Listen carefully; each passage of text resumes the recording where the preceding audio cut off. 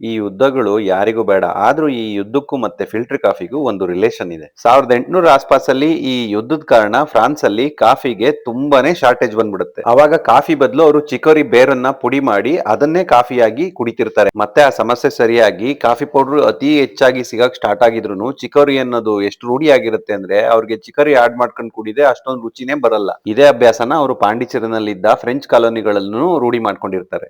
ಅಷ್ಟೊತ್ತಿಗಾಗ್ಲಿ ಇಂಡಿಯಾದಲ್ಲಿ ಒಳ್ಳೆ ಕಾಫಿ ಬೆಳೀತಾ ಇರ್ತಾರೆ. ಈ ಎರಡನೇ ಮಹಾಯುದ್ಧದ ಸಮಯದಲ್ಲಿ ಈ ಬ್ರಿಟಿಷರು ಎಲ್ಲಾ ಕಡೆ ಮೂಗ್ ತೂರಿಸ್ಕೊಂಡು ಖರ್ಚು ಜಾಸ್ತಿ ಮಾಡ್ಕೊಂಡಿರ್ತಾರೆ. ಹಾಗಾಗಿ ಇಂಡಿಯಾದಲ್ಲಿರೋ ಬೆಸ್ಟ್ ಕಾಫಿನ ಎಕ್ಸ್ಪೋರ್ಟ್ ಮಾಡಿ ಆ ದುಡ್ಡನ್ನ ಸರಿದೂಗಿಸ್ಕೊಂತಿರ್ತಾರೆ. ಆವಾಗ ಇಲ್ಲಿನ ಜನರಿಗೆ ಕಾಫಿ ಶಾರ್ಟೇಜ್ ಆಗ್ಬಿಡುತ್ತೆ. ಆವಾಗ ಇಲ್ಲಿನ ಜನರು ಏನ್ ಮಾಡ್ತಾರೆ, ಆ ಫ್ರೆಂಚ್ ಐಡಿಯಾನ ಯೂಸ್ ಮಾಡ್ಬಿಟ್ಟು ಈ ಕಾಫಿಗೆ ಚಿಕೋರಿನ ಆಡ್ ಮಾಡಿ ನಂತರ ಬ್ಲೆಂಡ್ ಮಾಡೋದಕ್ಕೆ ಶುರು ಮಾಡ್ಕೊಂತಾರೆ. ಹಾಗ್ ನೋಡಿದ್ರೆ ಅತಿಯಾಗಿ ಚಿಕೋರಿನ ಕಾಫಿಗೆ ಬೆರೆಸಬಾರ್ದು. ರುಚಿ ಅಷ್ಟೇ ಅಲ್ಲ, ಆರೋಗ್ಯನೂ ಕೂಡ ನೋಡ್ಕೋಬೇಕಲ್ಲ. ಅತಿಯಾಗಿ ಚಿಕೋರಿ ಬಳಸಿದ್ರೆ ಗ್ಯಾಸ್ಟ್ರಿಟಿಸ್ ಕೂಡ ಆಗತ್ತೆ ಅಂತ ಹೇಳ್ತಾರೆ. ಇಲ್ಲೂ ಕೂಡ ಯುದ್ಧ ಮುಗಿದ್ಮೇಲೂ ಆ ಚಿಕೋರಿ ಟ್ರೆಡಿಷನ್ ಹಾಗೆ ಮುಂದುವರಿಯುತ್ತೆ.